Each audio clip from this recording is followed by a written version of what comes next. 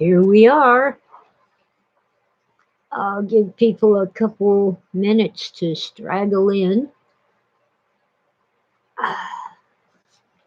Let's see. Good afternoon.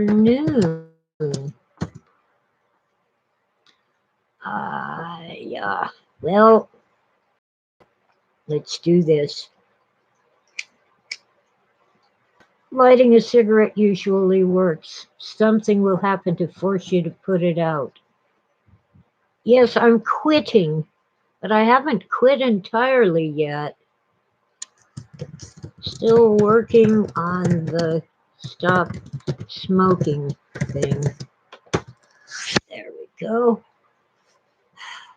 I've cut down considerably, but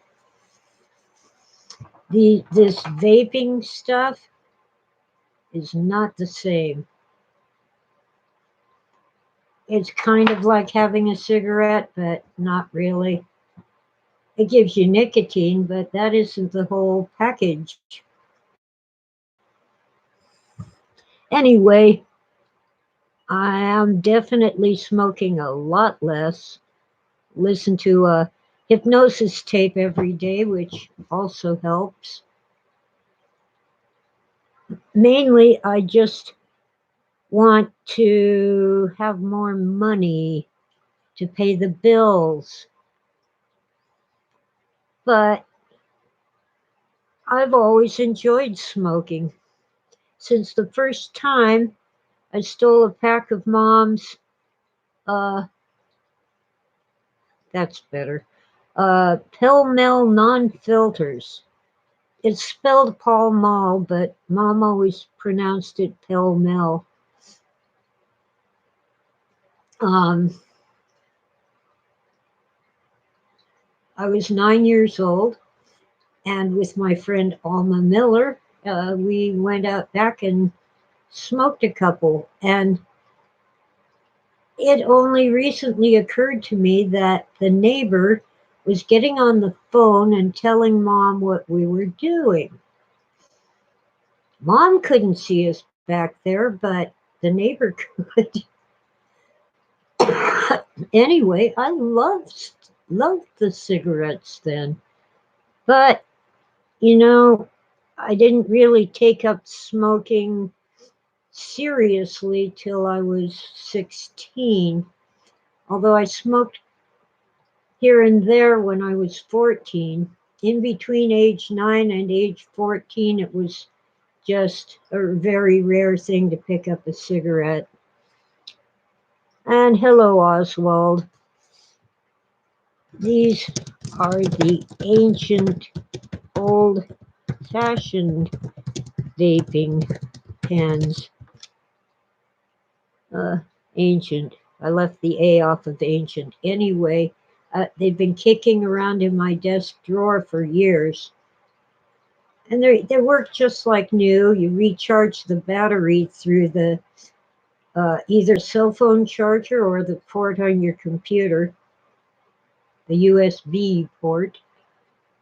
Not a problem. And I have plenty of these little refill thingies that have the stuff in them. Ancient of vapes. Good one, Oswald. Anyway, you know what? I should make Oswald a moderator just in case I need help getting rid of trolls. There you go. You have your very own wrench now.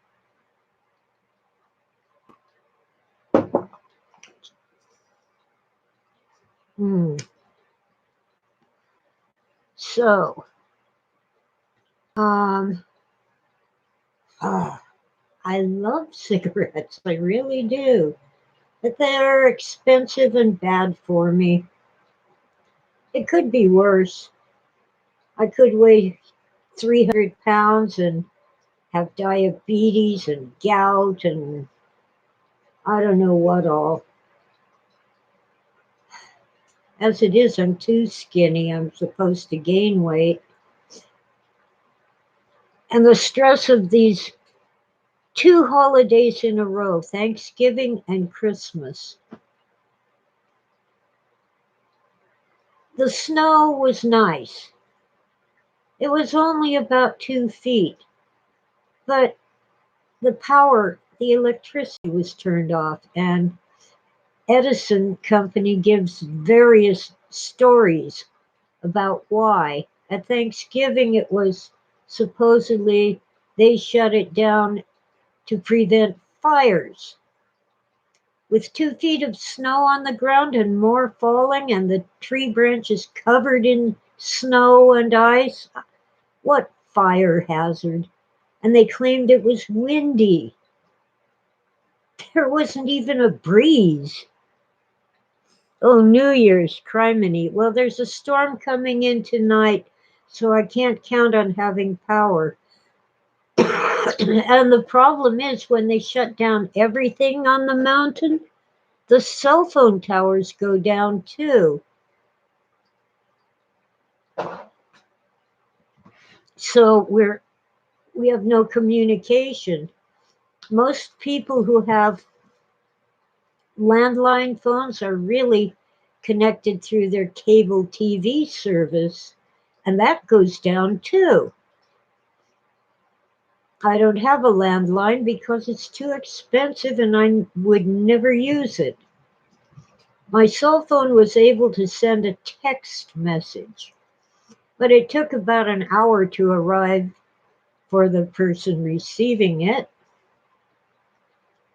I couldn't do anything on the computer for quite some time because the internet, it's supposed to switch to data on my little Verizon jetpack, but the data was just, that's like what you use for text messages.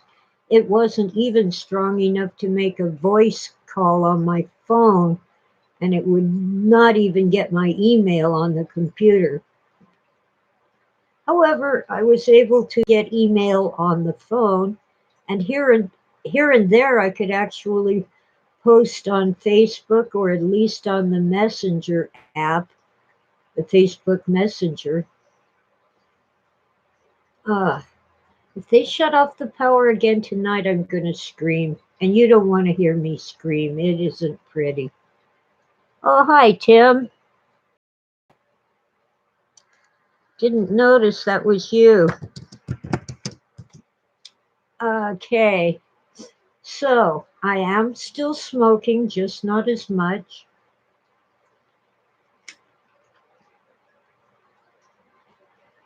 And I'm not fiending for them like I used to. Like when I went to sell C's candies at the bank for a fundraiser for Crestline Lioness. As I relieved one person. She asked me, "Do you need to smoke a cigarette before I go?" And I said, "No." Ordinarily, I would have said, "Oh, yes, please."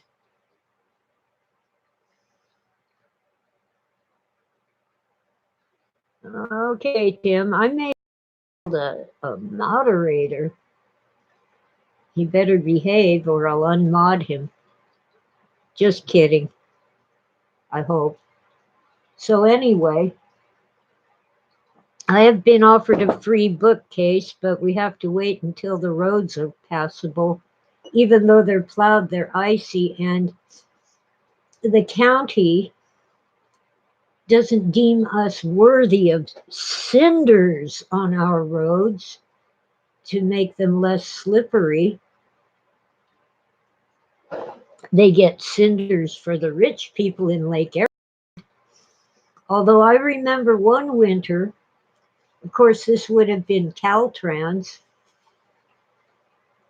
California Department of Transportation. The main highway up the mountain did not get cinders.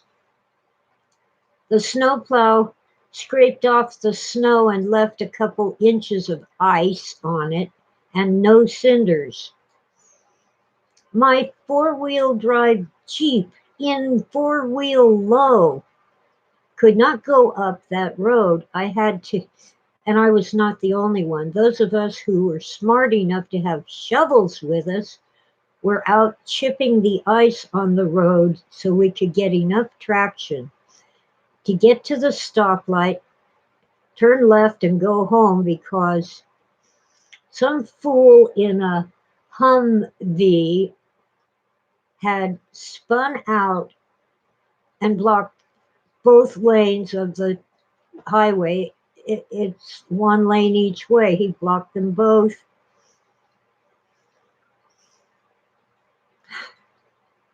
Going too fast without chains.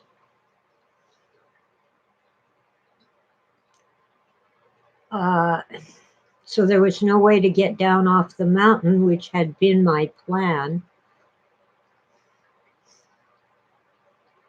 And we were all out. The only vehicles that made it up without stopping to chip the ice were Jeeps with chains and one Humvee that had chains.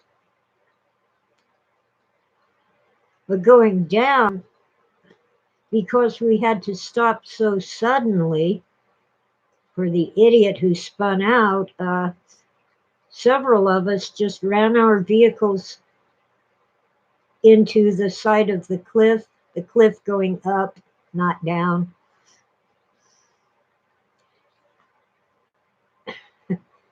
Fortunately, it didn't hurt my Jeep, and I had a shovel, a flashlight. I didn't have any salt, but I had a bag of cat litter. Cat litter will help in a pinch, and it doesn't harm the trees the way salt can, and it doesn't harm your car. That's why I don't want to buy a used car that's been out back east where they get snow, because they salt the roads, and in the Midwest. And the salt eats the undercarriage of your car. Tim isn't a troll, maybe a jerk. Well, I haven't seen you cuss or anything. Anyway, I've noticed that other YouTubers have moderators, so I thought I should have a couple. I forget who became a mod last week. Somebody did. All right, so this is my time to vent about Edison shutting off the power and having no good explanation for why. Oh, moderators can. Oh, yeah, sleep. It was Sleepy Dave? I thought I passed on Sleepy Dave. Oh, well. If he shows up, I can always make him a mod if he isn't.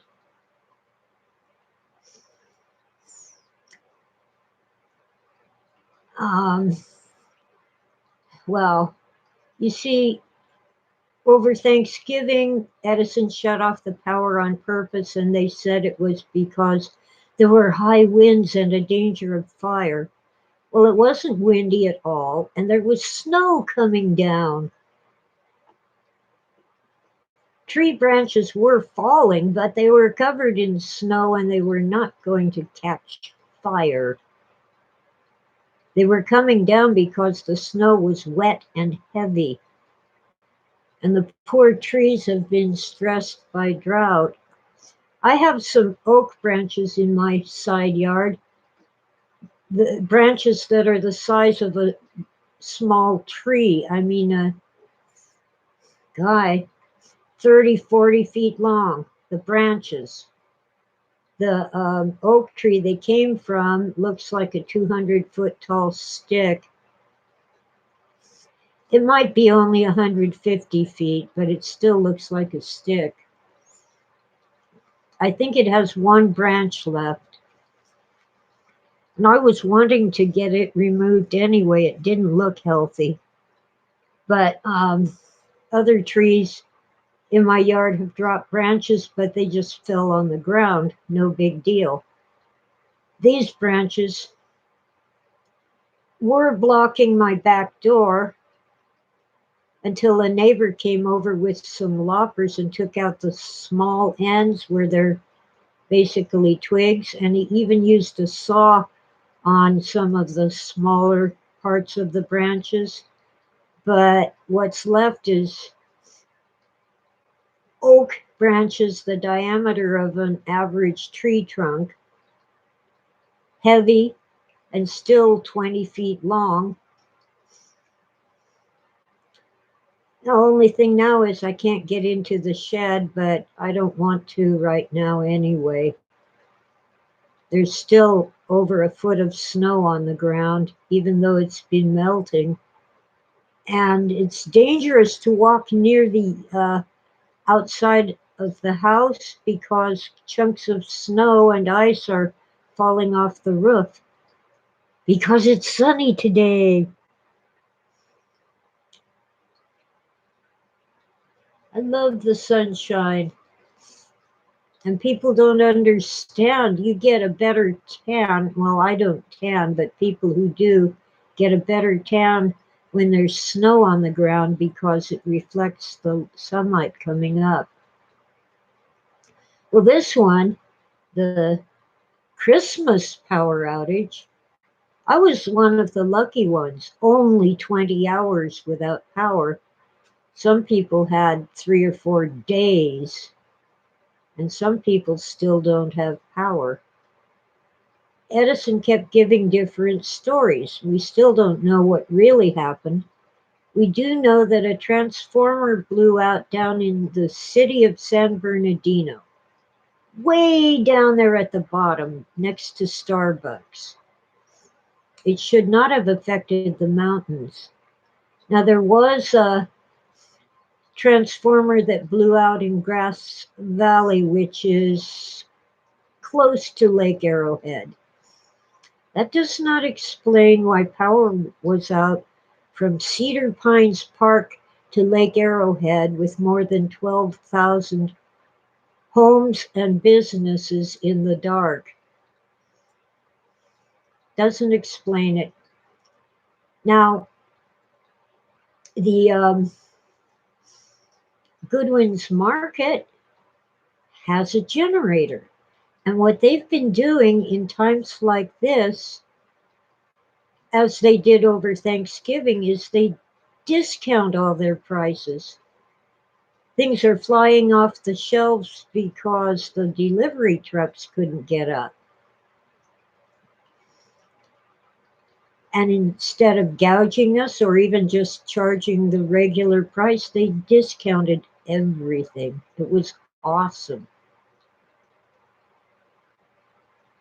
And because they're a small local store and many of the cashiers know me, I left my ID and my debit cards at home. All I had was a checkbook with no ID. They accepted it because someone there knew me and said yes.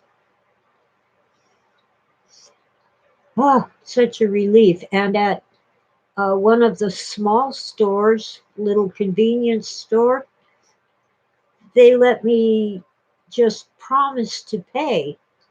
They didn't even demand a signature or an IOU. They just made a note on the receipt that I would pay later because nobody could get cash.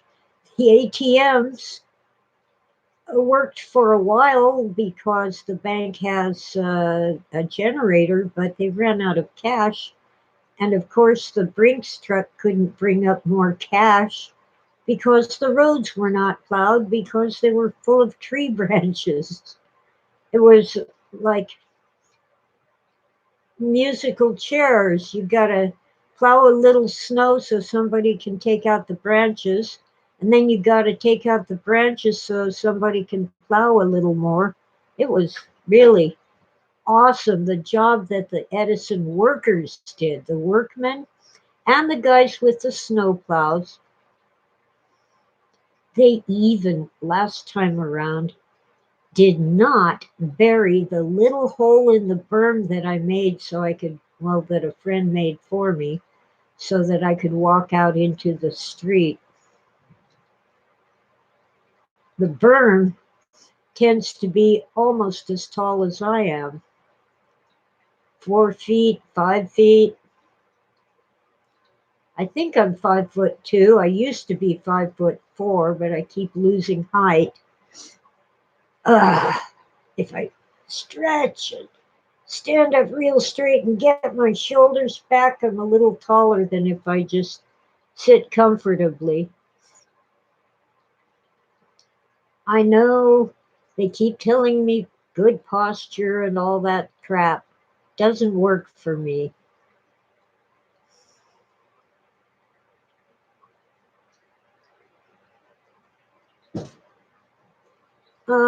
Anyway, first there was the transformer way down below in the city. Then there was another transformer in Grass Valley. Now, Cedar Pines Park is the last mountain community above Glen Helen where they have this amphitheater and hold concerts. Their live concerts can be so loud that I hear them here miles away and up on the mountain. And Glen Helen is right next to the 15 freeway, which goes to Las Vegas. I almost said Los Angeles. Yeah. Well, and if you don't know where Lake Arrowhead is, well, most people actually do, at least vaguely, because Olympic athletes and racehorses train there, and they often have big events, mostly athletic. So, anyway, it's lower on the mountain than Running Springs and Big Bear, but it's much higher than I am here in Crestline. I'm in between Cedar Pines Park and Lake Arrowhead, and we have a little community up there called Twin Peaks. And I'll bet you that's where what's his name got the idea for that TV series, for the title of it, Twin Peaks. What the heck's his name? David something? Oswald made a joke. David Lynch, thank you. I watched that series quite faithfully when you had to wait a week for the next episode. But I didn't like the ending. And I never went to see the movie. If it came on TV, I must have seen it, but I never went to the theater to see it. In fact, the last movie I saw in the theater was part one of The Hobbit. And I was so disappointed I never went to see part two. I mean, really. Walk, walk, walk, fight. Walk, walk, walk, hide. Walk, walk, walk, fight. Walk, walk, walk, hide. Walk, walk, walk. Look, there's a dragon. The end. You would think that, oh dear, I'm not sure I have the right name. Is it Denis Villeneuve? The guy who directed the new Blade Runner movie. You'd think that he had directed The Hobbit. Nothing ever happens.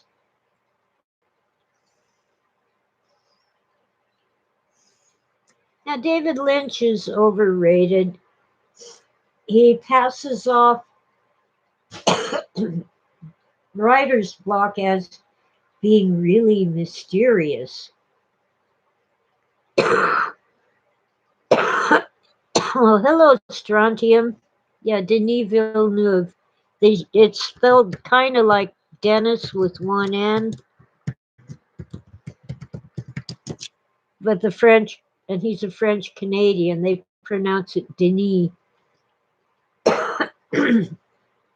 It has always bothered me that In France, Michel can be a man's name. That's how they pronounce Michael.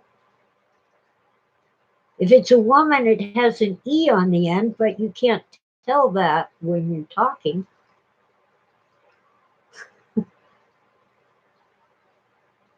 I was just blathering about power outages and snow and tree branches and smoking. Oh, crud. Are they at it again? I wish the sheriffs would catch the bozo, I almost cussed, who keeps going to Mexico and getting M80s. We used to call them cherry bombs. They're littler than a bomb, but bigger than a firecracker. Some bozo keeps getting those things and setting them off at random times. Although that one I just heard might have been a truck running into a tree. Michel Foucault. Yeah, is that Foucault's pendulum Foucault? I've never known of anyone else with the name Foucault. Foucault, Foucault, or Foucault. Ah, so David Lynch stole from, oh, borrowed, was inspired by old Italian horror movies, huh?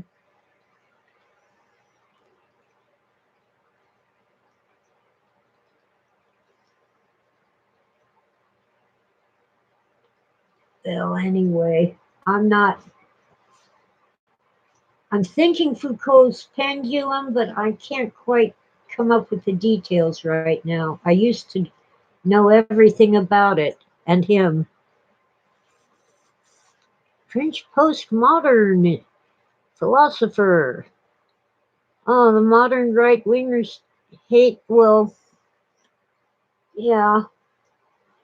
I'm really upset with the old, they were actually anthropologists who came up with postmodernism and the idea of abduction as a way of thinking. And, we have deduction in logic, and then we have induction. These guys invented abduction, where you draw an idea from inside your unconscious mind. Blank on their names right now. Bet I can find them. One of them was French, of course. But they weren't even in the right field of study to be writing about that.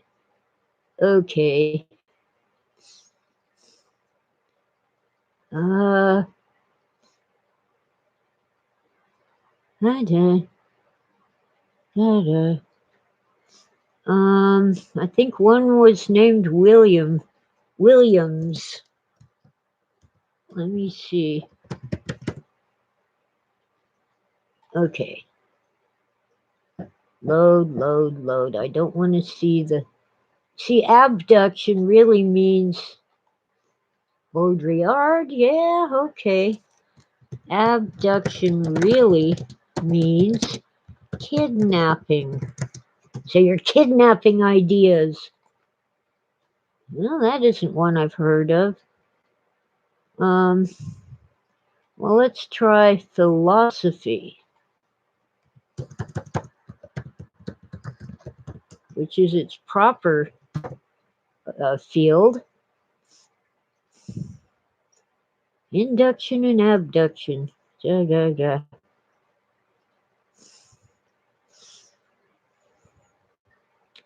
I'm not seeing any of the names with which I'm familiar. But Umberto Eco uses it, and I kind of like Umberto Eco's fiction. Anyway, I have the book somewhere. I'm sure the last name is Williams, and his is more readable than most books about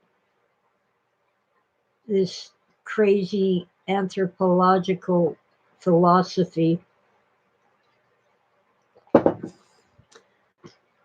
It's actually quite fascinating, but it tends to be very Marxist, and that's why the right wingers hate it. Now, I'm kind of mellow, but I'd say that I tend to be a little more toward conservative than toward liberal, but on both ends, on both of the extremes, they're all nuts. Like these people talking about, now I don't like Trump, okay? But these people who say Trump is full of hate, they need to look in the mirror.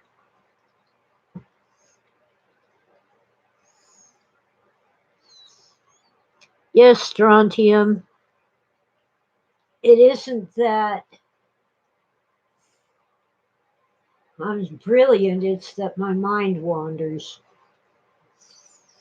Someone mentioned French postmodernism, and here I go. Okay, let's see. The Miracle of Abduction is the title of the book, so I'll bet I can get the author's name. Okay, The Miracle of Abduction by, oh, it's Applied Epistemology. Oh, duh, William J. Williams.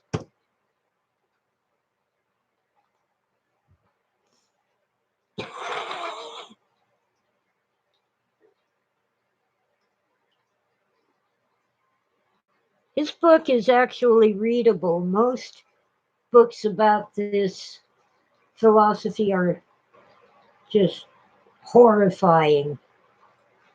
I don't think the authors know what they're talking about, but that book, even though I disagree with it, mostly because it is Marxist, um, it's readable. I actually enjoyed reading it and kept a copy of it after I was no longer required to read it. It's fascinating.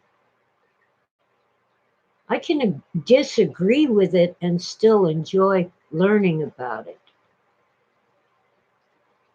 Now, I once started reading, for example, The New Atlantis, and I always blank on the author's name. I always have to look it up.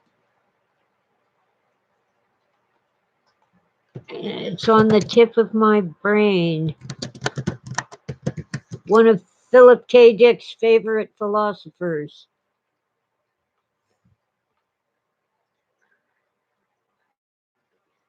Francis Bacon. All right, I've got to find some sort of association. Francis Bacon. I was bored. These guys are going around in a canoe and talking about a wonderful land. All right. It's like these crazy films where nothing happens. It's like, come on. Where's the tension, the conflict, the something happening?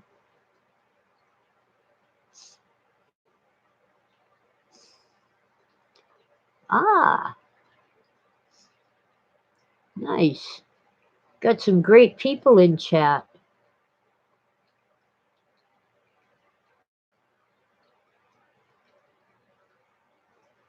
Everybody needs to look in the mirror once in a while, conservatives included. They make out Biden and Obama to be the devil and his consort, you know. But then on the other side, the liberals blame Trump for everything. They even blame Trump for problems that don't exist. I'm sick of it. I don't see the world coming to an end. I don't see World War III on the horizon.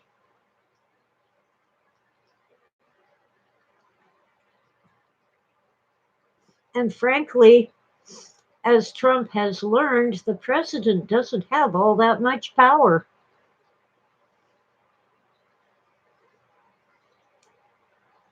The presidency is only one of three branches of government: the executive, which is the president and his staff, the judicial, Supreme Court, and all the other courts, and then Congress. And please, people, quit calling our representatives congressmen. You're prolonging the confusion. The House of Representatives is not the Congress. It's only one of two houses of Congress, the Senate and the House of Representatives.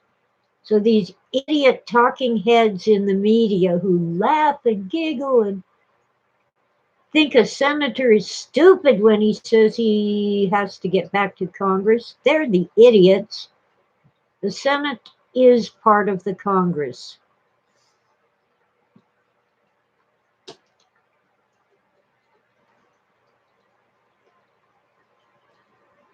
He just, whenever he goes off script and ignores the teleprompter, it's the way politics used to be before television. If only you would read some of the speeches given by people campaigning for office in the 1800s and even the early 1900s. You'd think Trump was tame by comparison, even Teddy Roosevelt and Woodrow Wilson and all those guys.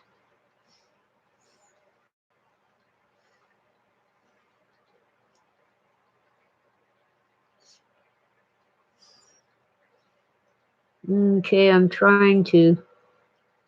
Anyway, at least I can listen to Trump. When the Democrats start debating, it's like, okay, you're going to give me all this free stuff. Are you paying for it? I don't think so. We have free cell phones already. Many of us have almost free health insurance.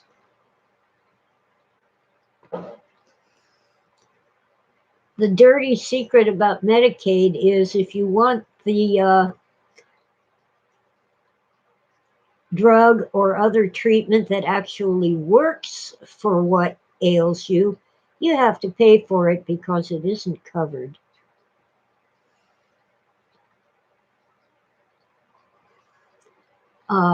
So what? Medicare for all? Medicare isn't free. I'm on it, and it costs money.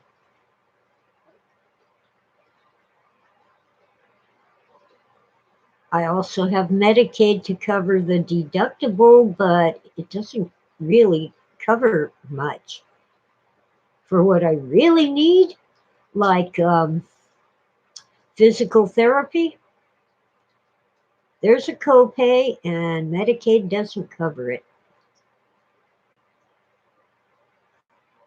When I had an eye infection, the drops they prescribed didn't do a thing. It turns out they were the drops they give to children who have pink eye. I'm an adult, and it wasn't pink eye. Anyway, I had to spend good money, I mean $200, to get eye drops that actually worked and took care of the infection before I would have gone blind. Who are you looking up? Strontium.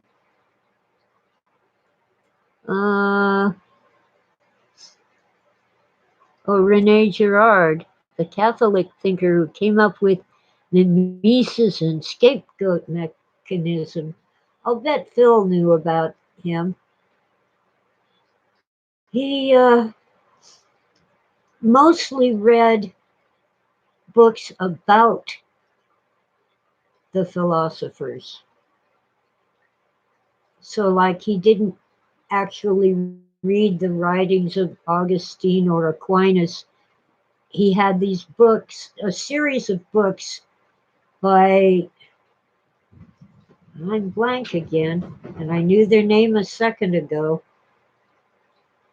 Oh, Will and Ariel Durant. A big old set of books. I think there's a dozen of them. He got them free by joining the Book of the Month Club. And one of their books is about the Christian fathers. You know, Augustine, Aquinas, Origen. Phil pronounced it Origen, but everybody else says Origin. I kind of like the sound of Oregon, which is probably closer to his original pronunciation. Anyway, he actually read very little of the source material and mostly summaries and analyses by more recent authors. I once used the Encyclopedia Britannica as a reference in a paper for school, for college, and the professor wrote on my bibliography, "Yuck!" exclamation point. Apparently, it's not considered a good source, but I mean, the facts in those articles are not wrong. It's just considered less, uh,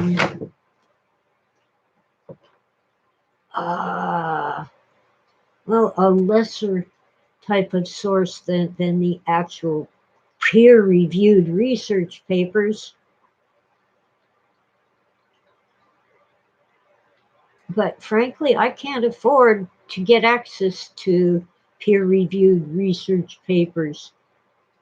They don't pay the authors, and in many cases, the authors have to pay them to publish their articles in their periodical, and then a subscription to the periodical is horridly expensive.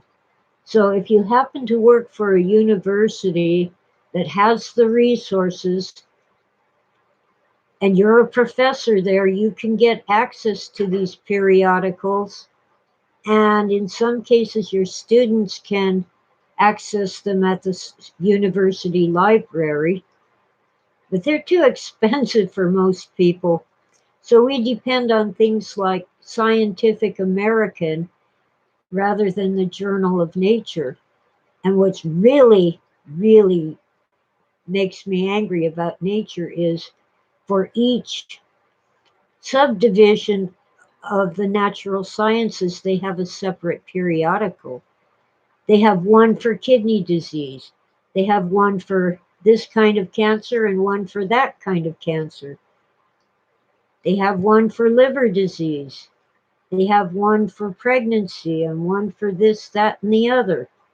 There's at least a dozen different periodicals under the umbrella of nature that you would have to subscribe to.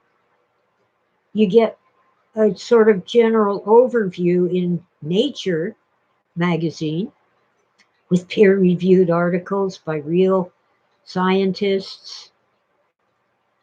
But if you want more in a specialty, you have to subscribe to some other sub periodical. Oh, Oswald wants Origin to live in Oregon. There's an old song, I wish I could remember the whole thing, but part of it uses the names of the states. So it's "Where has Ori gone, boys? Where has Ori gone? Where has Ori gone, boys? He's gone to and I forget where he went. And then there's What Did Delaware? Which she wore her New Jersey. That one I remember. And Mississippi sipped her minor soda. You know, Minnesota. Ah, well, that's going back into the dark ages.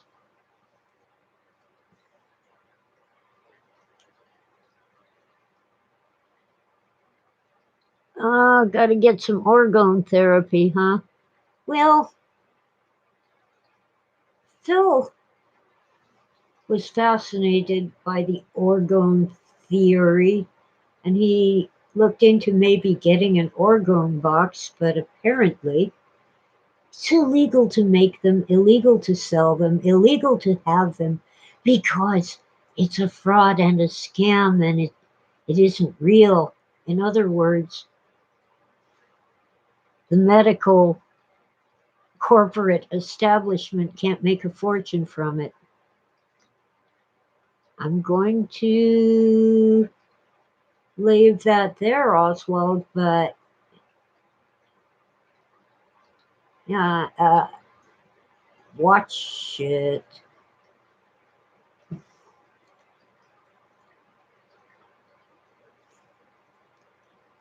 Uh, you might lose your wrench if you go too far.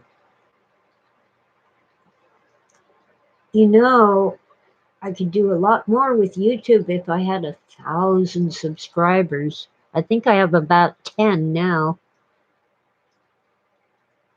Oh, thank you, Oswald. Idaho?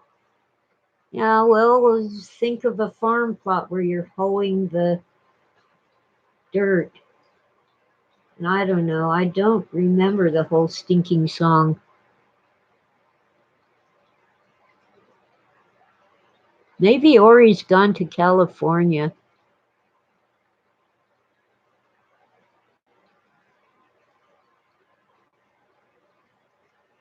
Well, I guess they've lightened up on orgone boxes, but that was back in like 1975. Imagine that. Someone comes up with an alternative therapy, so what happens?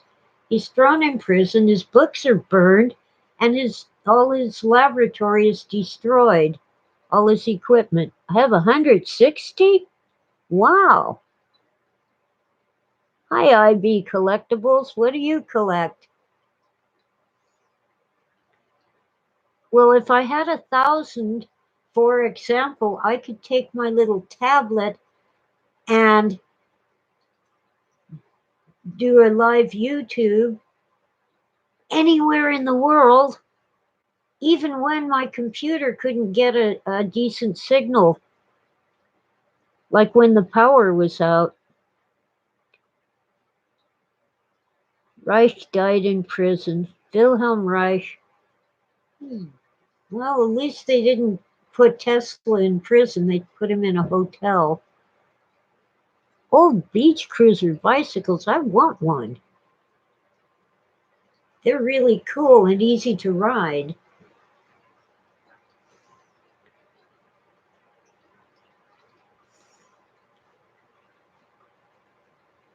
Nikola Tesla ended his life feeding pigeons in the park. He was pretty much penniless, but people helped him. You know, he was never tossed out of the hotel where he was staying, and people brought him food and stuff. But when he died, the government took all the papers they could get their hands on, and the Soviet Union, which is now Russia, took all the papers in Sarajevo, where Tesla was born and grew up. Sarajevo is in one of those uh, places that used to be Yugoslavia. I always blank on their names. There were three separate entities shoved together into Yugoslavia, the land of the Eastern Slavs. Yugo is east. Oh, hi, Matt. Yeah, Robert Phoenix. Now, I don't go in for astrology, but his chart on Philip K. Dick is spot on. It's amazing. And if some years ago, probably about 5 years now, I was considering a move to Texas. And he advised me not to, that it was not the right time. And as things unfolded, it turned out that the friends who had invited me were not good friends at all, and I was better off staying put.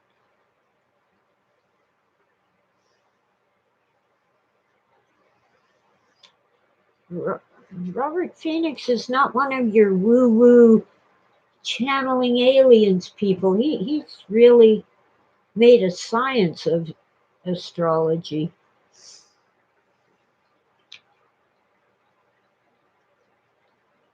Yeah, probably not a good time to move to Texas. You see, first off, they don't like these Californians invading. Second, their governor is an idiot. And third, so many Californians have gone there and bought homes that the prices have gone skyrocketing into the ether.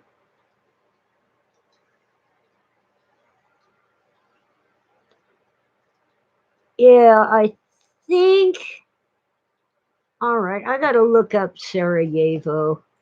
I think it's in Slovenia, but I'm not sure. Macedonia really isn't part of Yugoslavia, it's northern Greece. But Bosnia, Croatia, Slovenia. Let's see, Sarah. There's another word I'm looking for. Sarajevo, Sarajevo, capital of Bosnia and Herzegovina. Hmm, that's weird. Okay, I'm going to look up Yugoslavia. By the way, my head is full of trivia with no connection. Oh, Serbo Croatia. That's what I'm thinking of. Serbia. Tesla was Serbia, Croatia. The Serbs and Croatians don't even like being lumped together, but that's how it's come out. I have 160 followers? That calls for a celebration. It's just coffee. Um, Water. But I might light this cigarette that I've been playing with. I'm cutting down with a view to quitting. They just cost too much. At least I'm not in New York. They're twice as much there as in California. You see, I'm California born and raised, never managed to escape. I'm really ticked off at all these people from other states who moved in and took over during my lifetime. Yeah, I know the climate and geography are wonderful, but our politics suck. Now our will, Governor Newsom, wants to ban natural gas. Imagine in this power outage over Thanksgiving, it was 3 or 4 days, and for some people at Christmas, it was 3 or 4 days. No electricity, no natural gas to heat your house or cook your food. To save the environment? How? People were using their barbecues, burning charcoal. Some were burning propane, which is another form of natural gas. I believe the stuff in our pipes might be butane, not sure. Oh, let's see. It's either ethane or methane. Methane, pardon me. Butane's in your cigarette lighter. But butane, propane, and methane are basically the same thing. They're very close chemically. And many people have been burning wood in their fireplaces to keep warm. Yeah, cigarette advertising used to be interesting. Virginia Slims used the women's liberation theme, but I tried one and didn't like them, and I don't care how liberated you might be, that they suck. Anyway, like it's better to burn wood for heat and charcoal than to have natural gas coming through a pipe into your house. That's better for the environment. Take a look at London in the 1800s. The railroad trains burned either wood or coal to make steam to run the train. In homes, everybody used fireplaces or little cast iron stoves that burned coal all over Europe, not just London, but I'm talking about London. The sky was so black you really could barely tell when it was daytime. Oh, the Marlboro Man, yeah.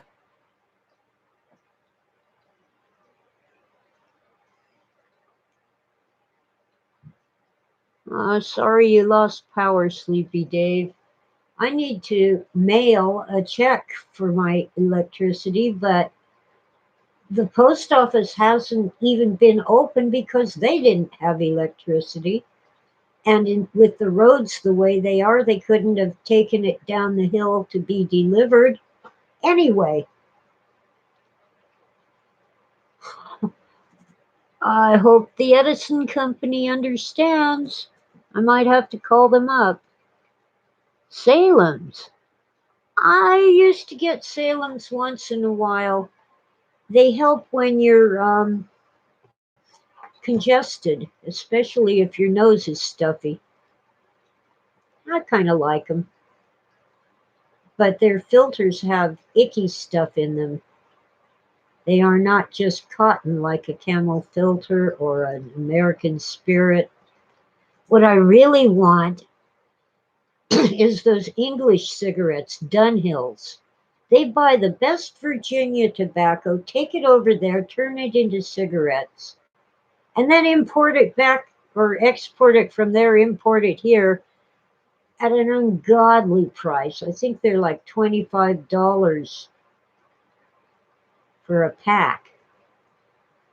Oh, and in England now, some people have told me that their cigarette packages are required to have pictures of icky stuff like black lungs or cancerous lungs. Yeah, I know you can buy Dunhills here. They're darned expensive.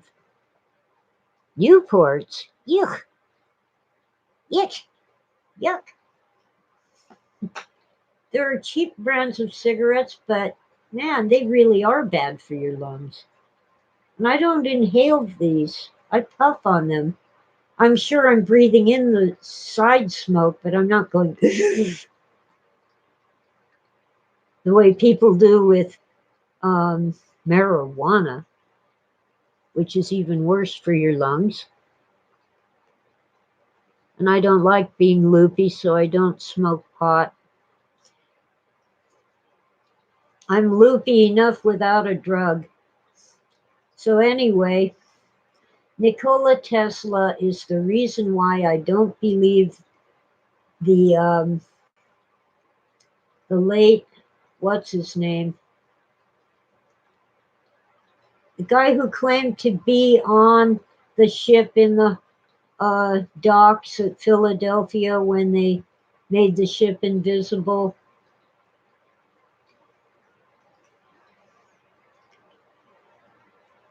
Um, well, he claimed that Einstein and Tesla were there during the experiment in August of 1943.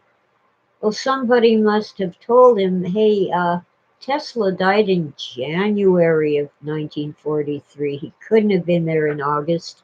So, yeah, the one that died recently, he changed his story and had Tesla there in January. Al Bielek, thank you, Strontium. Uh, so he changed the story, and instead of August of 43, he had Tesla at the docks in January of 1943. Well, that's highly unlikely too, because Tesla died on January 7.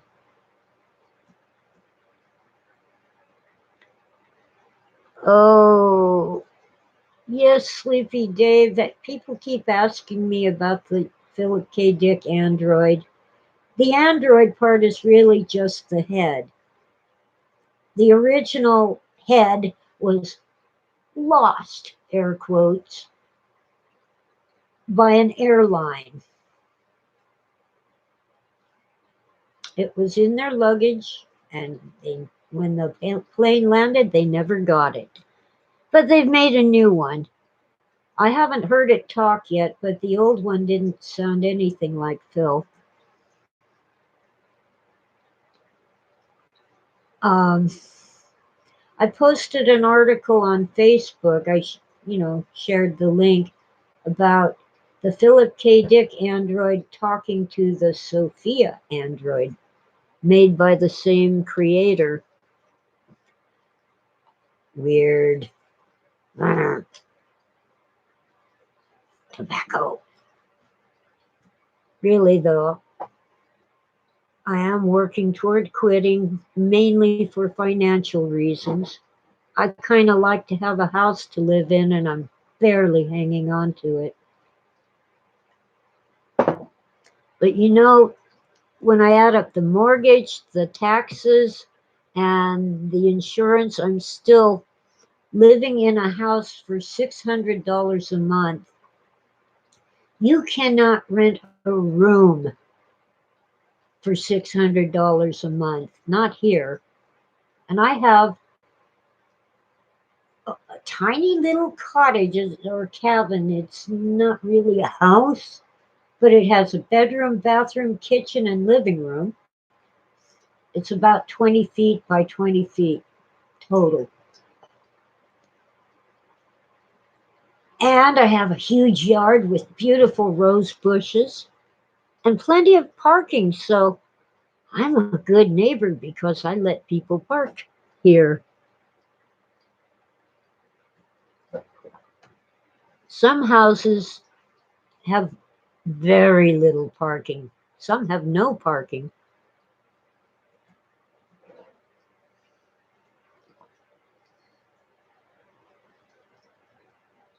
Yeah, I hear you there, Sleepy Dave.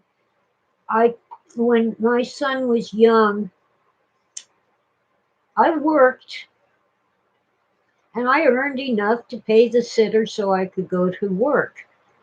And when my son was grown, I worked and I earned enough to keep the car to drive to work. I never really got ahead. And then I lost my pension in the crash. It went plooey.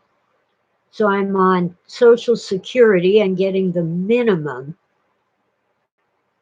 I'm unable to work, but the disability people disagree. They really think I could work in a warehouse lifting boxes and carrying them around. Are they nuts? I can't lift a gallon of milk. I have to get the quart size. And even that is just barely light enough. I can walk about a block, sometimes 2 blocks, but not every day, once or twice a week. Yeah, Al Bielek was interesting to listen to, but his story kind of falls apart, especially when he says he was zapped into the future where they told him to go back and turn off the machine. Ah, that's a little too woo woo even for me. And I've had some woo woo experiences. One in particular that sticks out in my mind. Fourth grade,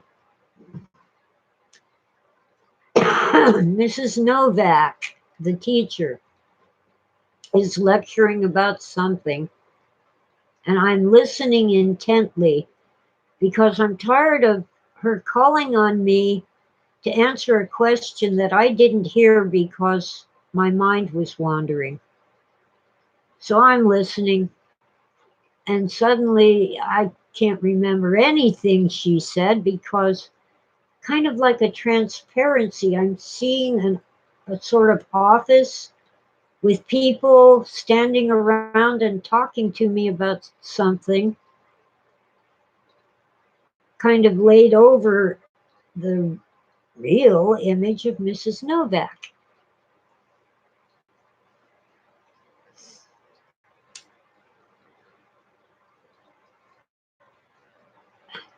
And I didn't know which conversation I could or should focus on.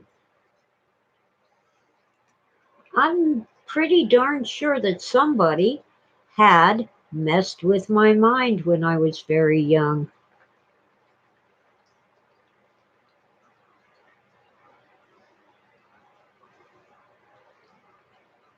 Oh, I didn't hear about that, Strontium. El Bilik was a tour guide taking people through a floating city. Oh, yes, Tim, we all miss Art Bell. And it really sucks the way he was treated when other people took over his show. Now, I've heard some people really bash Art Bell for leaving his first wife, the mother of his child, but that's his personal life, and it's none of my business.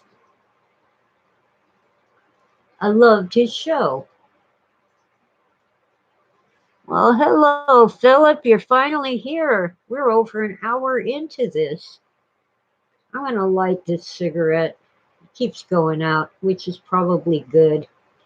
Can't quit smoking if you keep lighting cigarettes, right? Well, I've cut way down, but I'm kind of needing to basically level off my, I don't know, psyche, I guess. What happens, I have to cut down on coffee too. It's a vicious cycle. You have coffee, you want a cigarette. You have a cigarette, you want coffee because the nicotine and caffeine interact in mysterious ways. And the two together, sorry, Philip, I try to get in around noon, and I was a little late. But, I'm just chatting, nothing earth shaking. I think in some ways the live chat is more interesting than what I'm talking about. Anyway, both the combination of caffeine and nicotine actually dehydrates you. Either one will dehydrate you. The two together can be deadly. Hence, I'm always drinking water. And I have my trusty chunk of pink Himalayan salt. Sometimes I just get the granulated sea salt. You see, you can't retain water. It'll just make you ill if you don't have salt with it. And in fact, is such a thing as water poisoning. Drinking too much water really can kill you. It went out again. Now I need to take a really quick break. I promise it won't take long, but I'll be right back. Dum dum dum dum dum.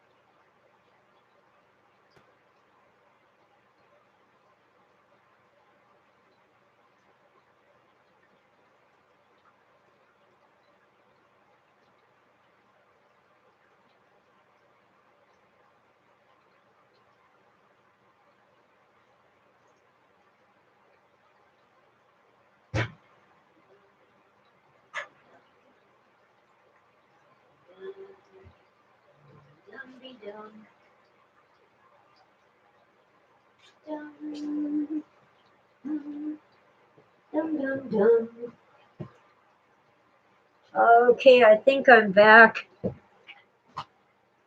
Gotta set up the heating pad that I sit on.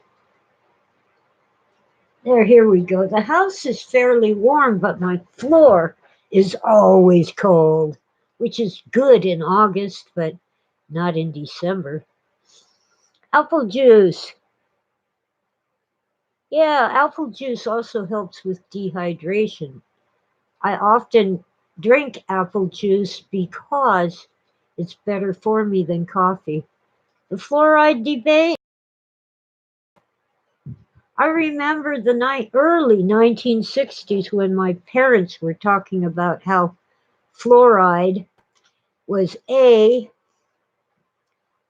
toxic waste left over from aluminum smelting, and B, a tranquilizer used to pacify slaves and other prisoners.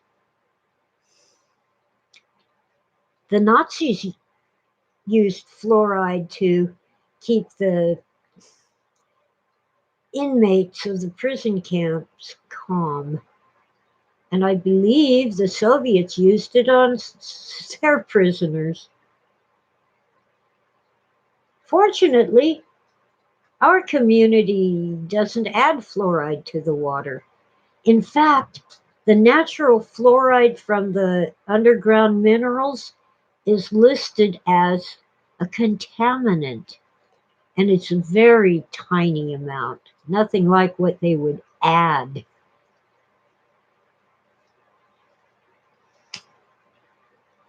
Even so, I use a filter pitcher and I use the Pure brand, Pur. I don't like Brita, and it turns out it isn't just the flavor. Brita filters don't take out as much garbage as the Pure filters do, and I'm not going for reverse osmosis because you end up with no minerals in your water. And they're horridly expensive and tend to break down. Hang on, Tim. And I do sometimes drink the tap water.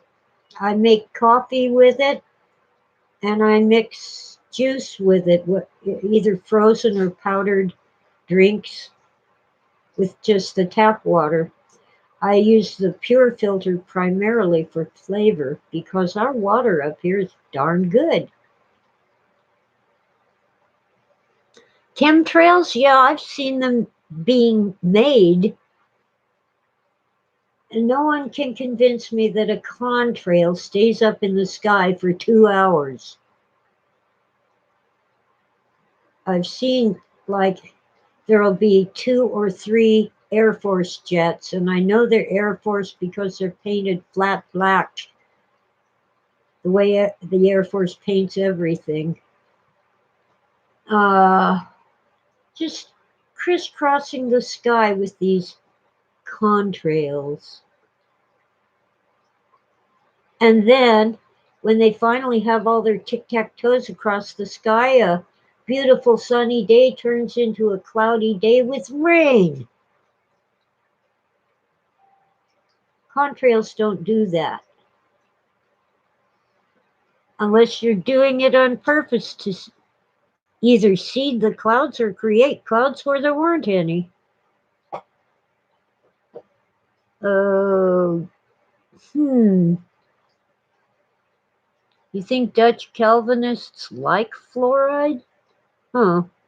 Grand Rapids. I don't know. I took a photograph once with my phone. It was a phone that I don't have anymore. I was at the hospital in Lake Arrowhead, out in the parking lot, having seen the doctor at the clinic there. And this jet, it was an Air Force jet from the nearby base before Norton was closed and became a supposedly municipal or airport for San Bernardino. It could not have been more than 5,000 feet in the air, which is ridiculously low for a jet. And it had a contrail. Well, excuse me, it isn't. Maybe it was 10,000 feet maximum. I was at 5,000 and he was eye level with me and not far away, just barely off the mountain. Contrails don't form that low. You need to be around 30,000 feet for the air to be cold enough to form a contrail.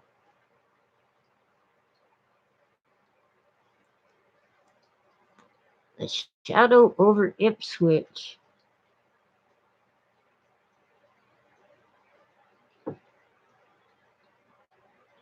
All right, I missed something about Lovecraft.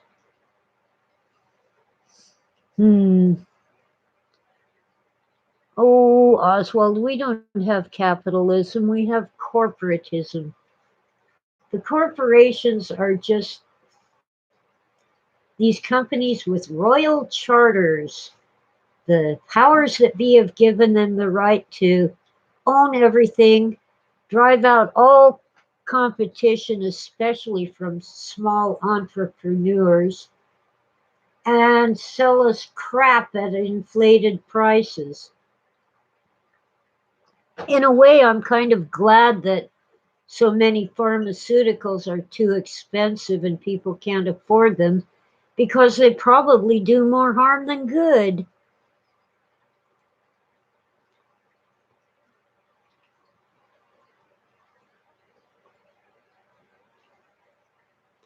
I listened to an audiobook of one of Lovecraft's stories.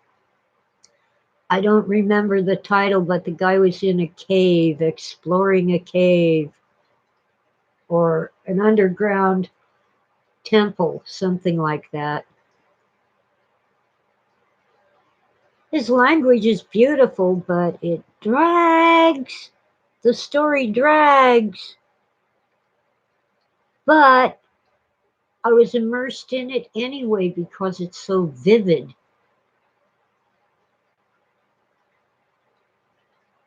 I remember a television movie, a movie made for TV.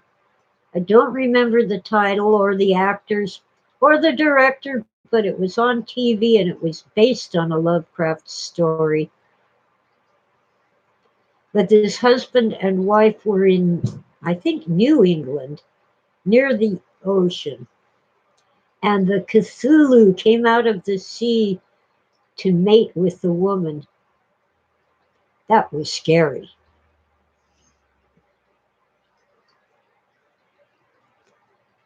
Apparently, there's some connection between Lovecraft and uh, Aleister Crowley, but I'm not real clear on that. You have to ask Walter Bosley. about that. And remember, Walter Bosley comes on, let's see, about 6:30 Pacific time on YouTube. It's the Walter Bosley channel.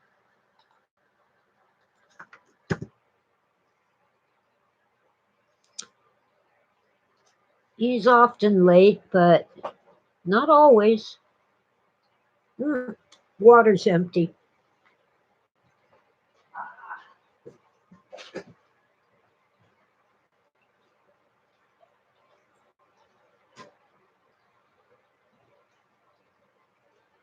His talks, Walter Bosley's talks, are quite interesting.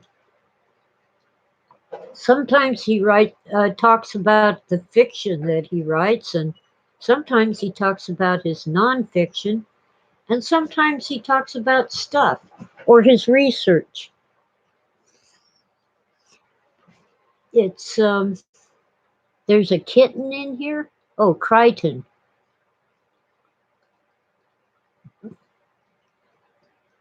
Okay, I don't know who Austin Osman Spare is, Oswald.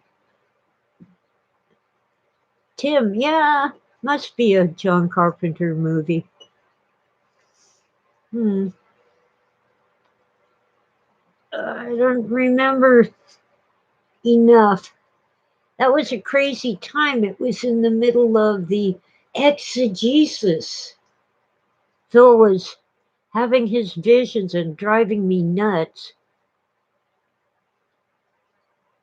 No. Walter Bosley, at least the guy I know, is a researcher who investigated a mysterious murder that happened in the early 1900s.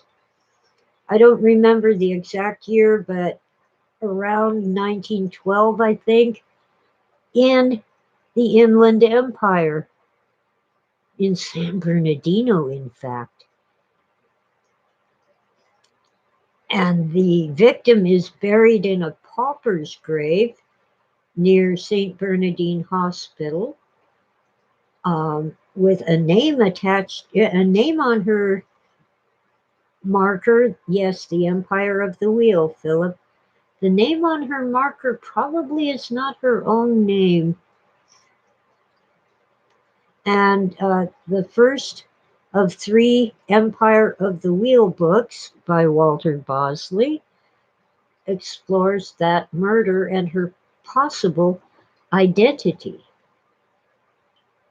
And she wasn't the only murder victim. There were a couple guys who got shot. One was ruled suicide, but probably wasn't. There were children who got poisoned.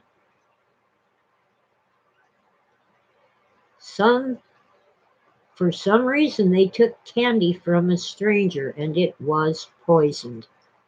So that isn't just an old wives' tale. Don't take candy from strangers.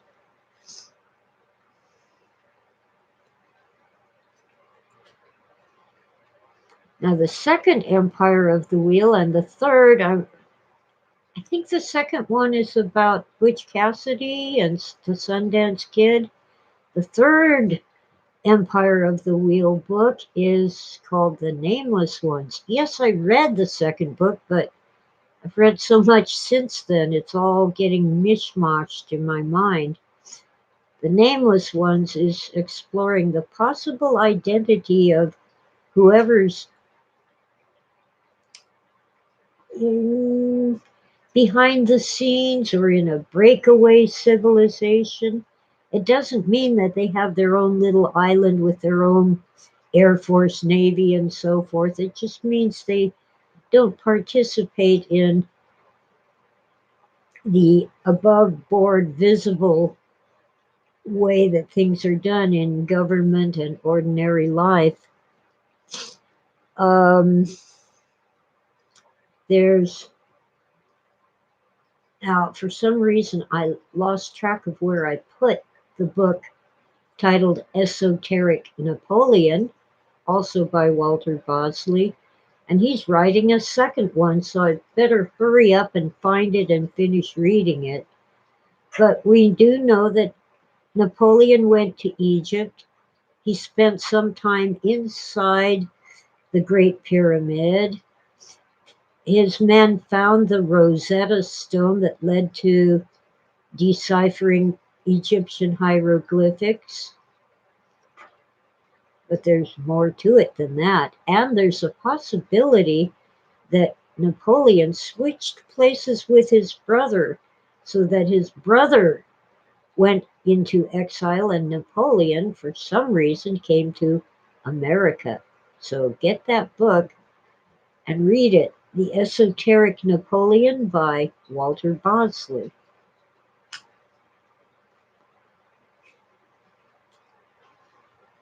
I have one of Joseph Farrell's books, Dr. Joseph P. Farrell.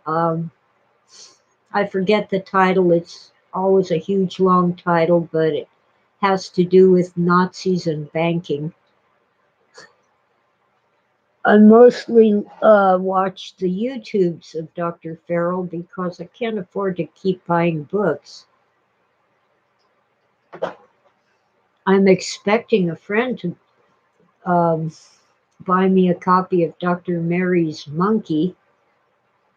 It's a strange tale of cancer research, the polio vaccine, and connections to the Kennedy assassination. Let's see, Dr. Mary's Monkey. You see the early polio vaccines and probably almost all vaccinations now, but that one definitely was contaminated with a monkey virus that causes cancer because the polio vaccine was grown on kidneys taken from monkeys. And the kidneys had the virus, which would just as soon attack a human as a monkey.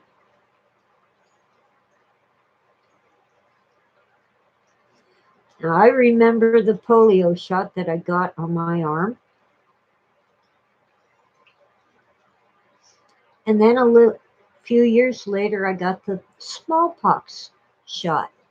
They don't give that anymore. They claim they've eradicated smallpox. Well, the smallpox vaccination gave me a little bit of an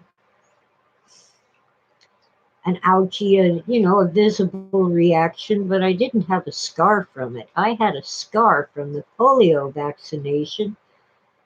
And a few years ago, that polio vaccination scar turned into a bloody sore that wouldn't heal.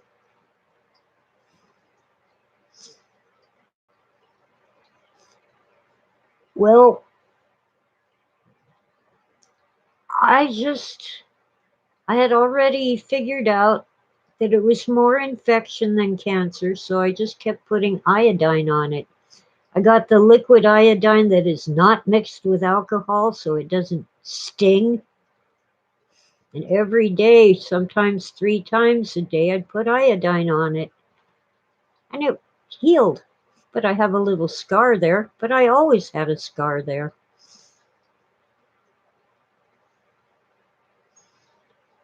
Oh, really? You can't find info about SV40 anymore. Simian virus 40. Ah. Well, Oswald, you need to check out that book by Dr. Farrell at your local library and maybe request some of his other books so they'll get them too. You might get them on an interlibrary loan if you ask. Oh, Tim got the sugar cube. Well, I got both. I got the sugar cube and the shot. Now, back in 1960, right before I started first grade, the school was giving free polio shots, but our grandmother took us to a private doctor for the shot. We had to have it, it was required. Mom threw a fit that she was wasting money when we could have gotten the shot for free. But a year later, Mom was glad that our grandmother took us to a private doctor because our school got what they called a bad batch. And half of my first grade class never made it to second grade because they got polio. Some died and some were crippled. Some were bedridden and some were just crippled. They could get out of bed, but they were cripples. What's the Kennedy connection? Well, you remember this guy named David Ferry who was like in charge of the flight school that Oswald attended and might have had some connection to the people that were, well, he was investigated by, let's see, he was probably connected to Guy Bannister and other people who were investigated by the DA. I always blank on his name. The DA in New Orleans, who actually put a guy on trial for the assassination.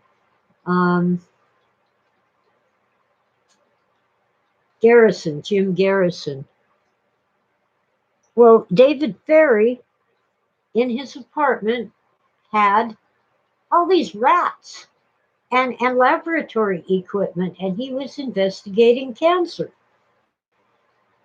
And he was friends with uh, other people who were investigating cancer at, yes, thank you, Sleepy Dave, at this laboratory where Dr. Mary worked.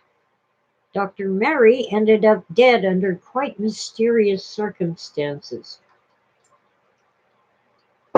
Apparently, they wanted to not cure cancer. Yes, Philip, Jim Garrison. Anyway, rather than actually curing cancer, what they really wanted to do was find a way to give cancer to Fidel Castro because they hated him. Long story short, the U.S. backed Castro in the revolution against Batista. And then Castro turned around and kicked out all the casinos, which were run by the mob, and instituted communism, which was like the big bad boogeyman in the 1950s. And all of a sudden, we could not import Cuban cigars. I remember Mom insisting that the C&H pure cane sugar from Hawaii was really smuggled in from Cuba. Could be. Because we wouldn't trade with Cuba. And to this day, they have awesome vintage automobiles that they keep running. They can't even buy parts for them because we won't trade with them. Imagine a 1956 Mercury or a Chevy Caravan. Oh my. Or a 57 Merc with the fins.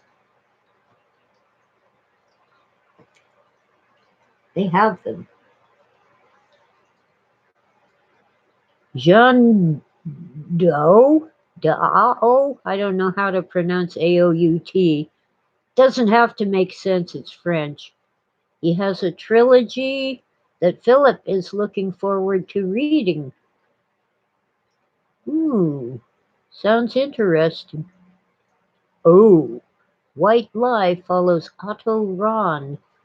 Otto Rahn was,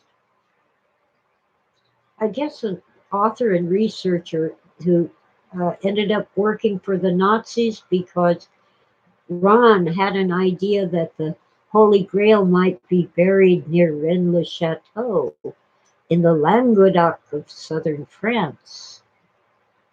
You know, where the Albigensian Crusade was waged to kill off the heretics in southern France and take all their money. Follow the money. And where the Knights Templar refused to participate, so pretty soon King Philip the Fair had them disbanded, many of them killed in quite grisly manner. Jacques de Molay was the, whatever they call their leader. I keep forgetting. Mom always said worthy high hoo-ha when talking about positions of authority in Masonic groups. Anyway, uh, then in the early 20th century,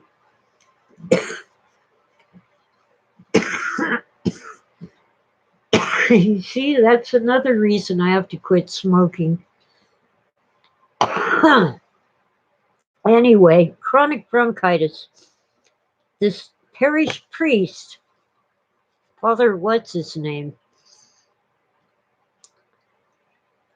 became suddenly wealthy, and they say that it was because he was selling indulgences. That's where your sins are wiped clean because you gave money to the church. But he might have found some kind of treasure in Rennes-le-Château. Did Phil by any chance read any John Cowper uh, poems? Plays? What is P-O-W-Y-S? Oh, in the Grail mythos.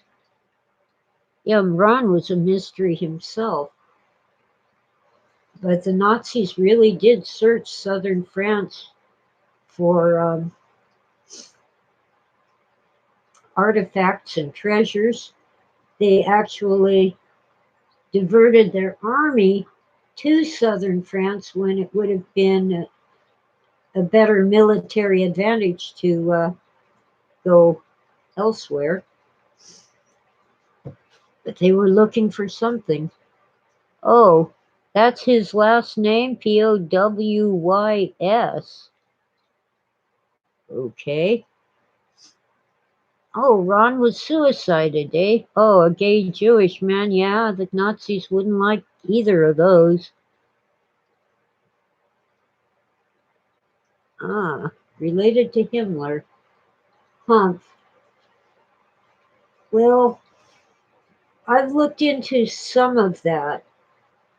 You know, the grave marker for that woman, uh, it supposedly says NRK something or other. Oh, in Arcadia. It's in Arcadia Ego. There I am in Arcadia. It doesn't say Arcadia. Instead of the K, the kappa, it has an X. And yes, that will be in my book if I ever finish writing it, The X in Exegesis.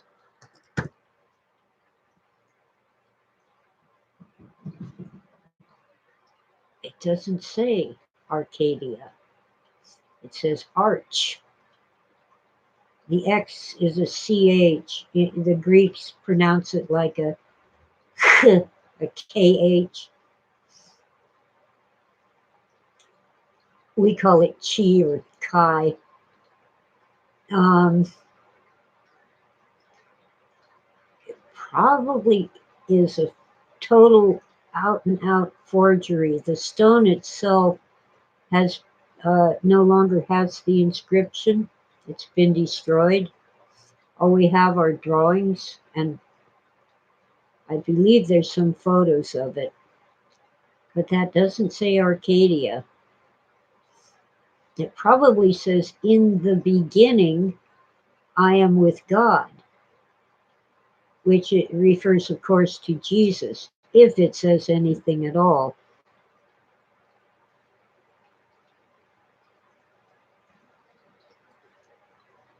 Oh, that wasn't Ron, Tim, the guy who supposedly walked out into the forest and died of hypothermia. Well, at least I never heard that story about Ron. It was one of the high military guys, a colonel or a general. I'm blank on the name.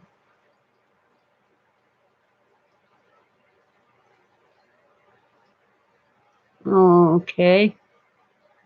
So that's the official story about Ron as well? That he just walked out into the snow and cold and froze?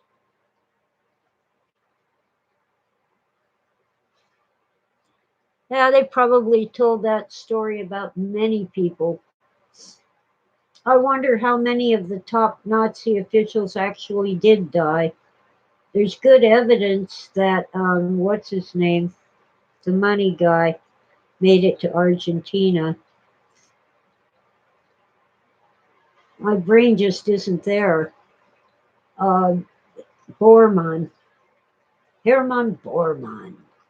Apparently, he actually cashed some checks at banks in Argentina in the 1960s, long after he supposedly killed himself at the end of the war.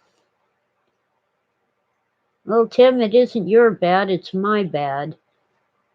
That is the official story, according to Philip. Martin Bormann. Oh, I'm thinking Hermann Goering. I'm getting them confused. Yeah, Martin Bormann apparently made it to Argentina. I think Goering didn't. Hermann Goering was asshole too. They were crazy, and I wonder how much of this woo-woo stuff surrounding the Nazis was really not Hitler's idea at all, but the men around him, like Hess. I always want to call him Hermann Hesse, but that's the guy who wrote Siddhartha. Rudolf Hess, the guy who died in prison, having been convicted at Nuremberg. He flew to England to make peace between England and Germany.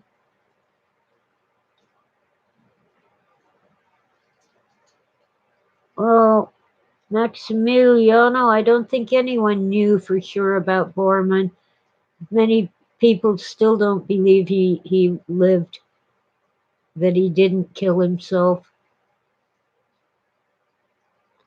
Yeah, suicide, it means the official story is he killed himself, but kind of like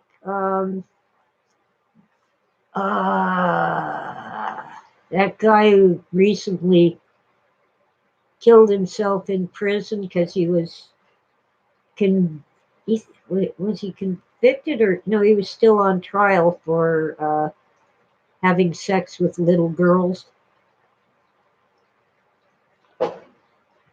People say he was suicided because he had so much dirt on high profile and wealthy people. Epstein, yeah. Epstein always makes me think of the Epstein-Barr virus, which of course causes the kissing disease. What's the real name of it? Chronic chronic something syndrome, where you just don't have any energy. They used to think people were just malingering, faking illness. Bumpy? Don't want to know about Bumpy. Epstein, yeah. Epstein killed himself. He probably did kill himself, but maybe someone else killed him. It's interesting that the security camera wasn't working at the time. Chronic fatigue. Epstein-Barr virus causes chronic fatigue syndrome. There was an old name for it that I've forgotten too.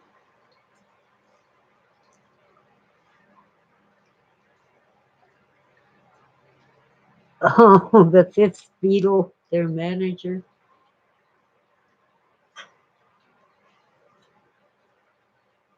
Well, it's quite interesting when famous people commit suicide. No one wants to believe it, and it's possible it wasn't suicide, but murder made to look like it. Uh, Jimi Hendrix, Janis Joplin, Dorothy,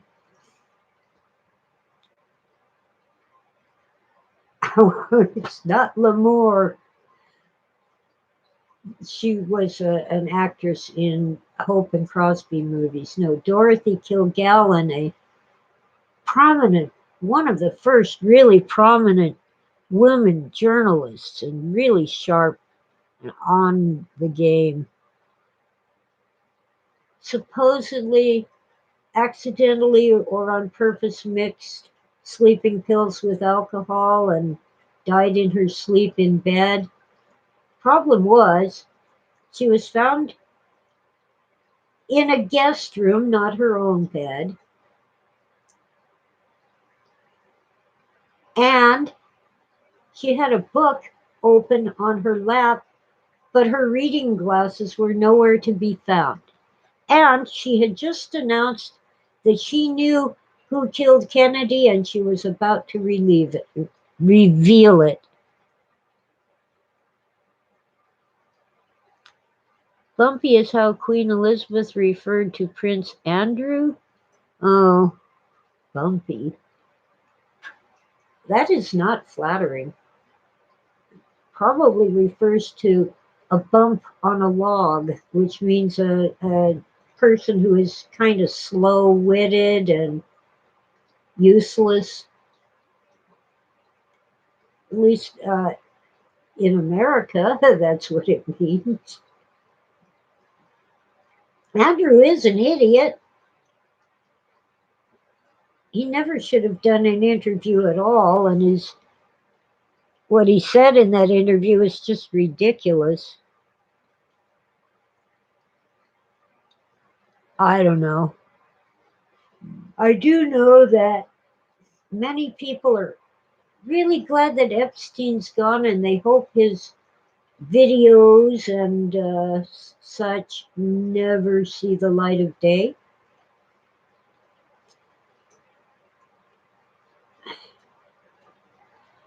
And it kind of pisses me off that they want to prosecute the woman who they say procured young girls for Epstein. But really, I'm not sure she isn't just another victim. The Stockholm syndrome, where you suddenly take sides with your abuser because of the stress of the situation.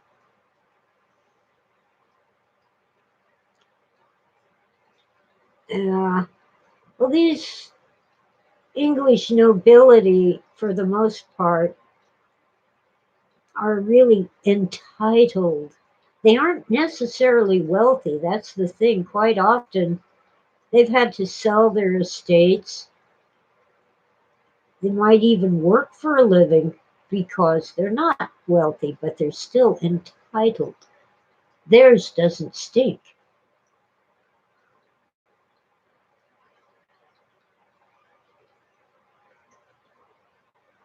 A holdover from the old days when the common folk were all pretty much slaves. They might be called peasants or serfs, but they were pretty much slaves. They didn't always know that they were in slavery, but they were. That was one reason for the downfall of the Tsar of Russia. The original revolution was the working class against the nobility. And when they had pretty much won, the communists kind of shoved them aside and took over with, get this, funding from England and the United States. We created an enemy. We needed an enemy. And yet, the Soviet Union was our ally against Nazi Germany. And in a way, we created Nazi Germany.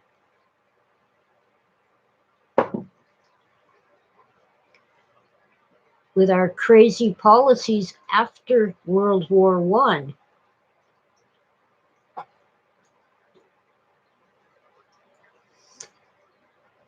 We created Cuba, maybe not quite the way we envisioned, but we got Bautista kicked out. We didn't know that Castro and Che Guevara were going to do what they did.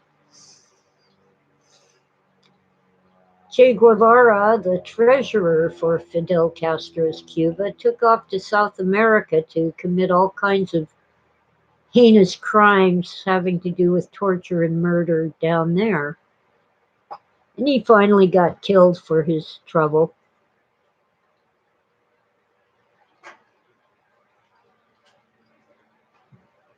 Well, the unwashed masses, Philip, that's me.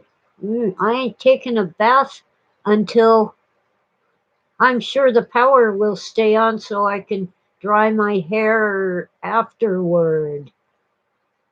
Well, actually, I did wash my hair a couple times and stand next to the gas heater to get it tolerably dry. Oh, useless eaters, yeah.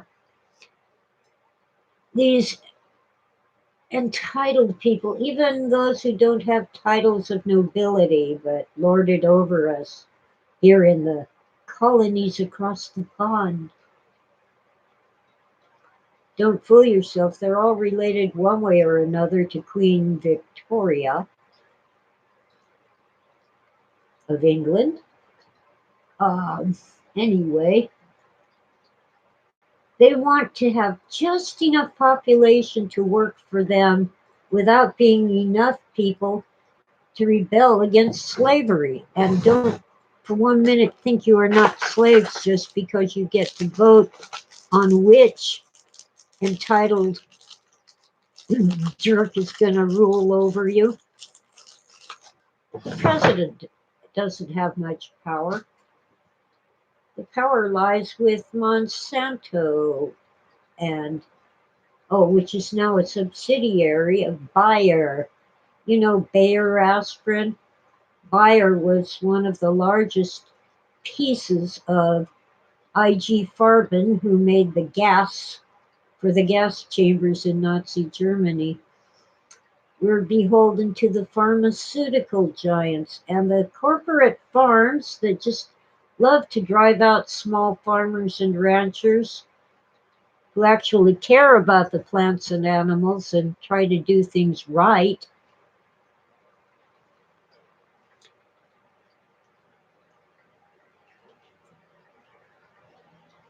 All right, who's the symbol of the revolutionaries? I got lost. Strontium.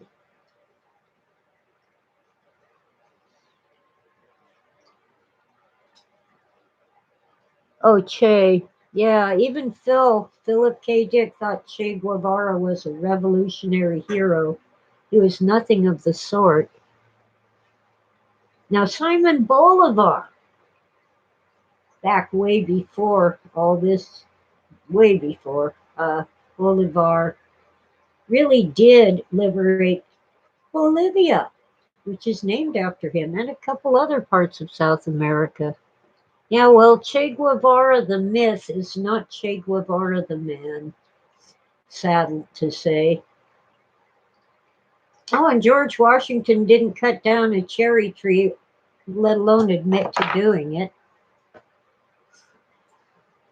And let's see, Honest Abe Lincoln. Well, it's a nice handle, but don't believe it.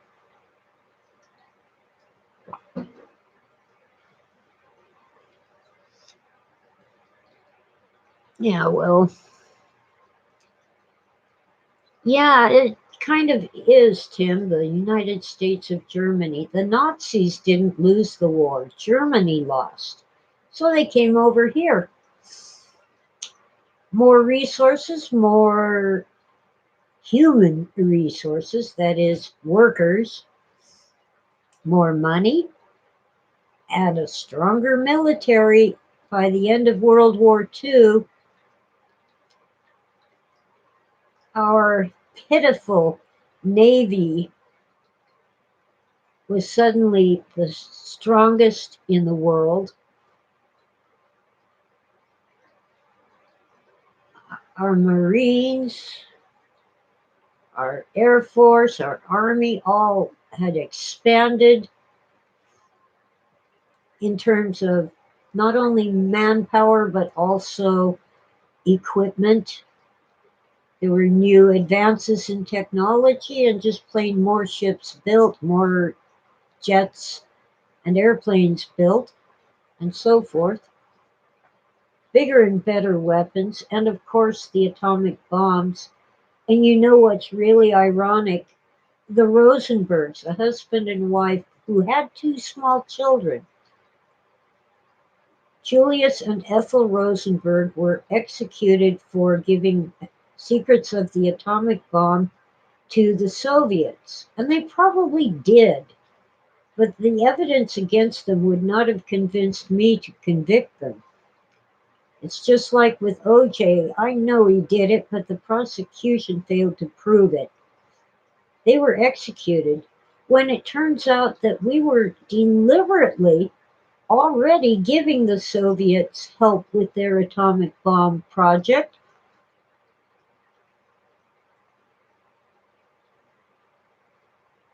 just in case they were needed against the Axis powers. We had helped them during World War II, officially but secretly.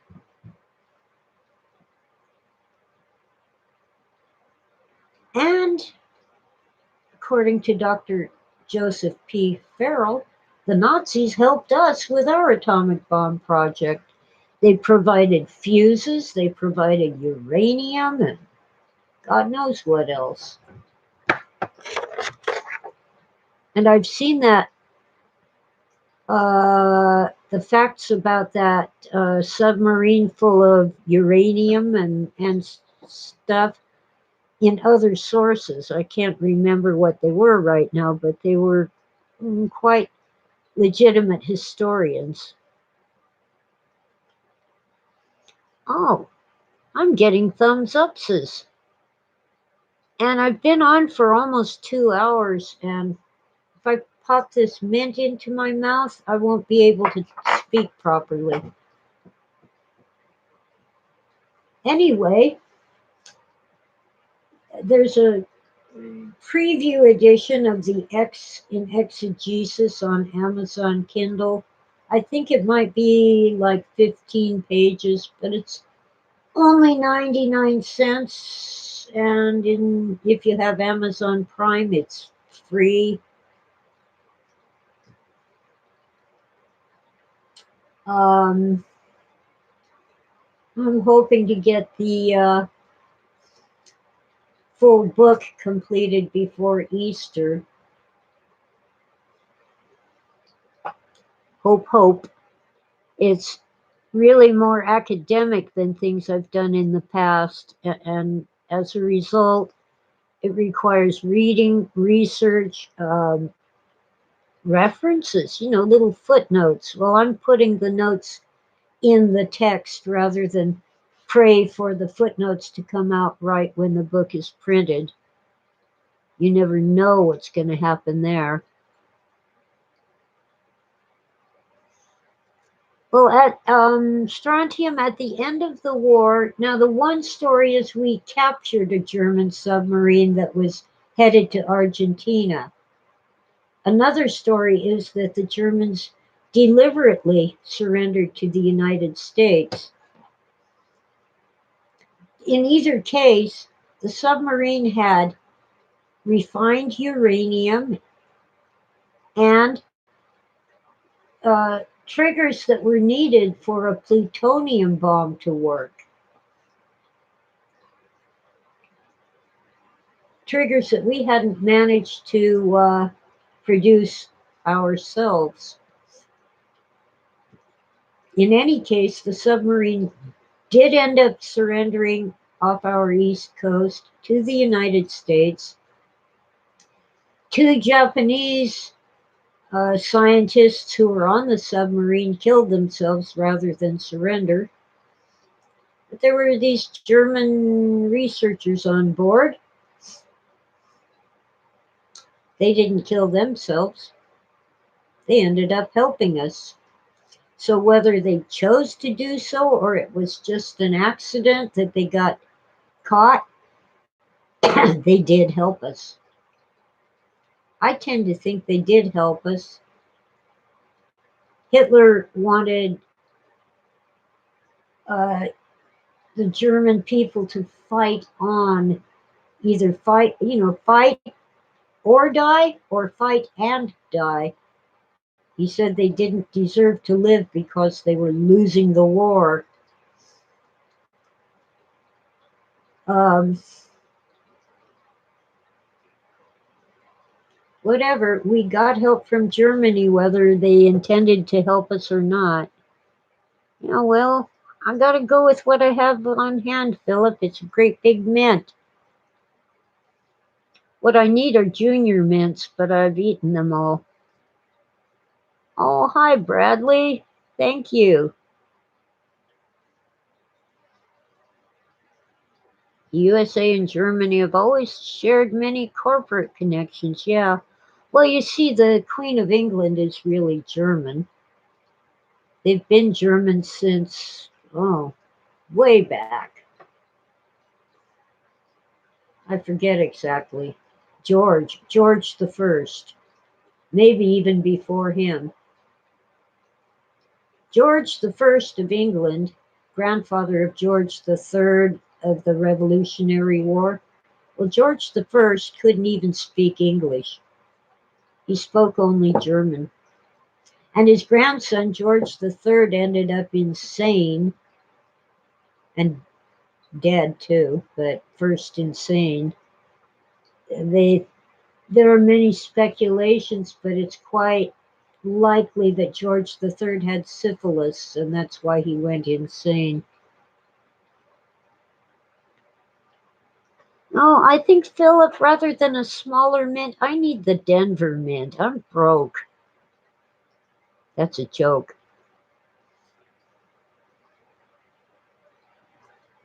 I've been listening to the 80 years ago to the day daily broadcasts? No. Wow. So there are recordings of the radio broadcasts from 1939? Wow. Yeah.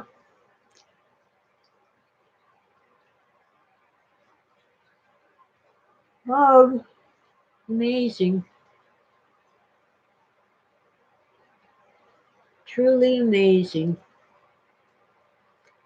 Now I'm a little over 2 hours in now, and I really enjoyed this, but I've gone all over the place, never quite stuck to one topic, but I think it kind of hangs together. The snow is melting, but there's so much of it, it's going to take a long time to go away. Yeah, there were spies running around. As long as we're talking about that, that's why the Japanese were taken to camps during World War II. But people forget that Italians and Germans were also taken to camps during World War II. It was not simply racist against Japanese, but it was stupid. Yes, there were some Japanese spies here on the West Coast. And I just don't think that justifies taking an entire population and putting them in camps, including women and children. And by the way, some of the most effective fighters in the Pacific War were Japanese people who signed up to fight for the United States because they were Americans. All right, I have to approve Tim's post. The Long Island 4 sent by. I don't see anything wrong with that. I guess because you said Nazis. Oh, yeah. Well, there were the Nazis with the. I thought they were in New Jersey. Dropped off the shore of New Jersey. But anyway, might have been New York. They might have been there to pay off some Nazi spies. Who knows? Yeah, the Japanese attacked Santa Barbara. They lobbed some missiles at the pier. Didn't do much damage. German submarines attacked American ships off the East Coast. Loose-lipped sink ships. A warning to beware of inquisitive women. Yeah, well, think Mata Hari. She was executed for being a spy.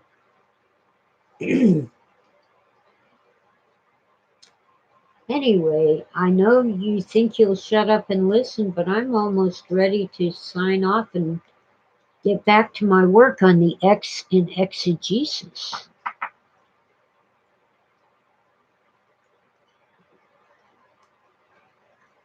I mean, how can I book if I haven't written it, right? I'm going through, let me get it.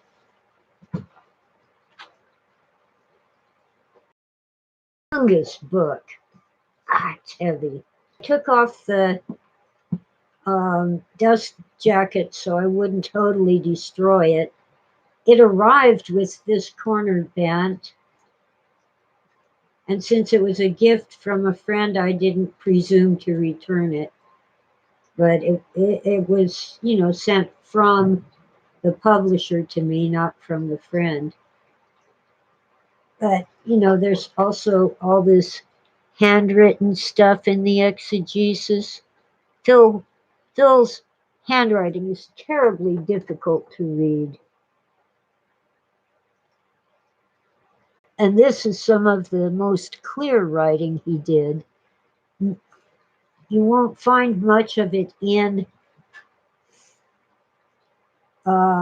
this book.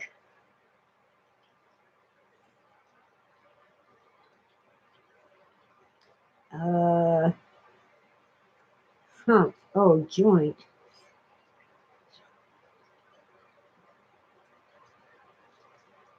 Man, it says Valis is the cipher book, code book to the whole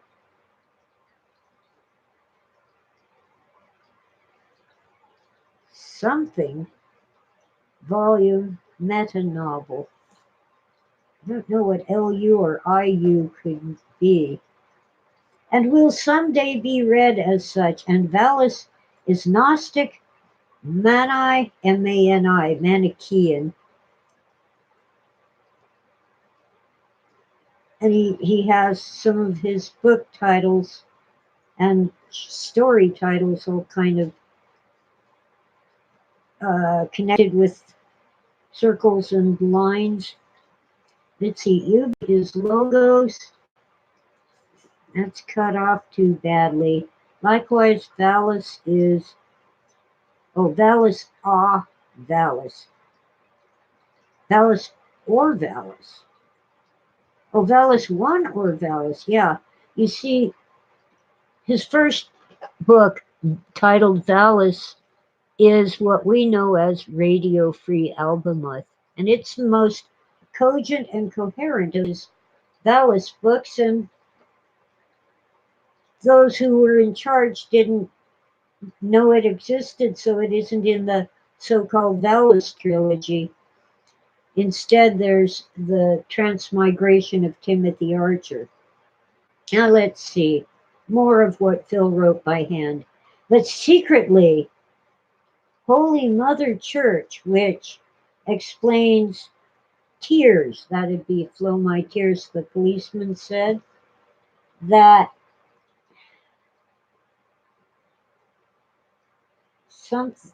that is the acts, ACTS, or there's too much cut off. As with God's strategy, the sequence is out of sequence. That's where I got the idea that Viz was spelled V-I-Z. It's really V-I-S. It means C. The key, piece, Valis come, you see the left side is cut off. Some of the words and letters are missing. Until it something the other, I think Phil left out a word there, did not make sense. Oh, until Valis, the other did not make sense. If they were taken to have seen written as fiction and to have been written as fiction and hence by V, that would be Valis, the plus is illegible.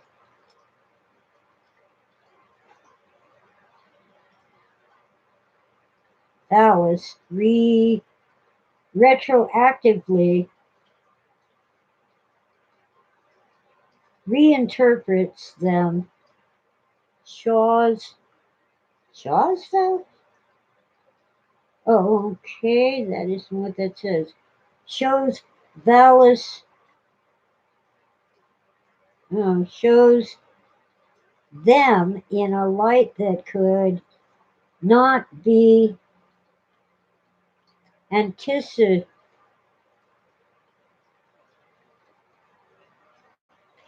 but pated isn't there. Seen in a light that could not be anticipated. Oh, here we go. Pated.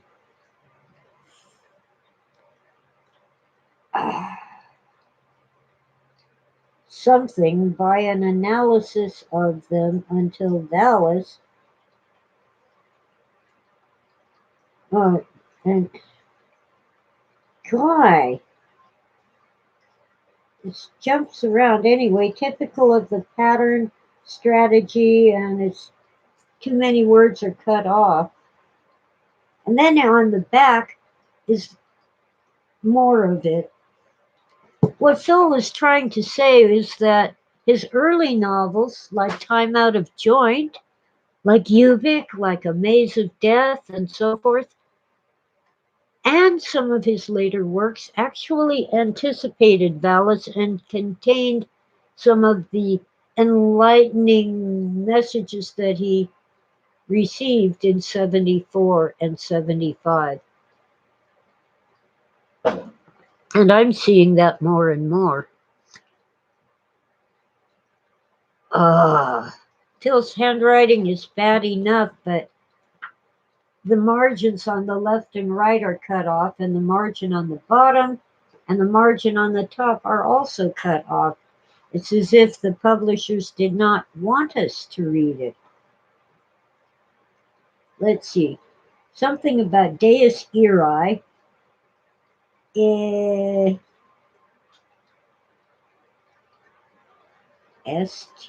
Saint Sophia, Saint something, signs externally illegal, something illegal, looks like externally.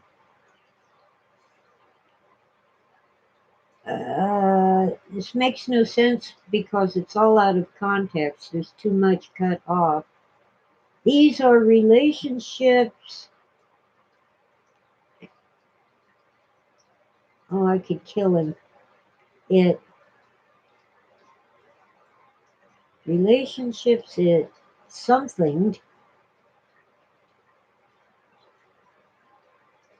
Uh,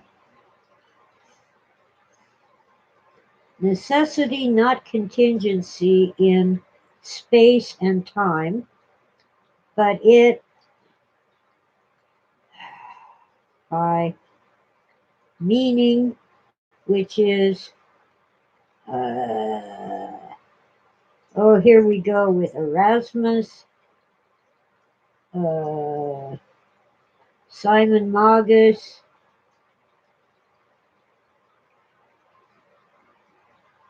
Tran, Tran. Maybe it says then. Judaism, snuff. Snuff? Can't be snuff. I think it says Schiff, Shiff. One must drop something. Oh, space time and causation in favor of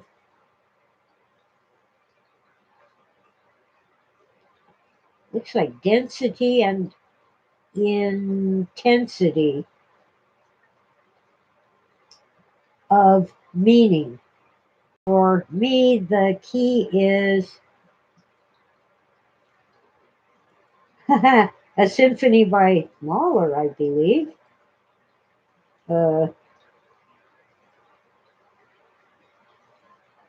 Not sure what he wrote there, but there's 337.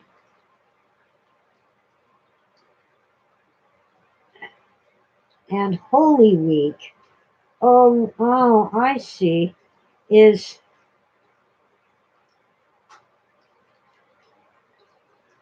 337 refers to a page in a book.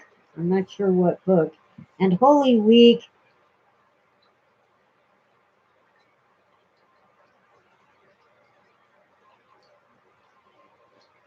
something signifies the Holy Mother Church and the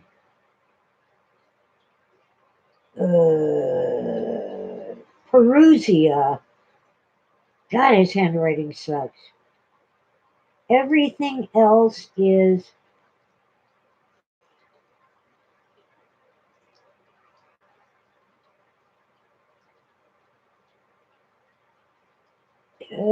something to the Perusia.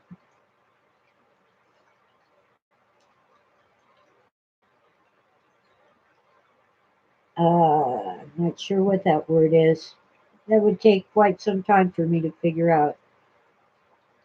Hence, Valis. The Parousia, Parousie, Parousia is the walker on earth and most often refers to the second coming of Christ to defeat evil and create a new heavens and a new earth. Yes, reality crumbles and fades just like the snow around me. I can't be sure whether the raccoons are playing on the roof or the chunks of snow and ice are just falling on their own, or maybe a little of both. However, I really do have to go now. Thank you all for listening. Whoa, that was a big rumble. That must have been raccoons having a snowball fight. Anyway, gotta go. Thank you all for listening, and if you missed a whole lot, I'll leave the replay up as soon as it's processed by YouTube.